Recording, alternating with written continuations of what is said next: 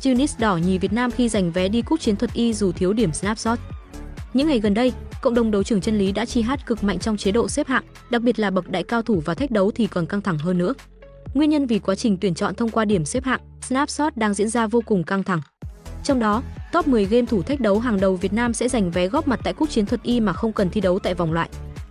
Bất ngờ là vào lúc này, dù không đủ điểm vào top 10 thách đấu nhưng Stunis, streamer nổi tiếng Việt Nam với nhiều biệt danh như đỏ nhì Việt Nam hay rắn độc TFT bất ngờ giành quyền vào thẳng cúp chiến thuật Y mà không cần thi đấu vòng loại.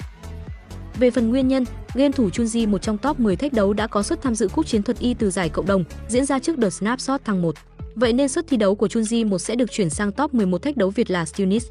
Nhờ sự may mắn này, Stunis sẽ không phải thi đấu vòng loại Việt Nam và sẽ được rung đùi chờ đến ngày thi đấu cúp chiến thuật Y.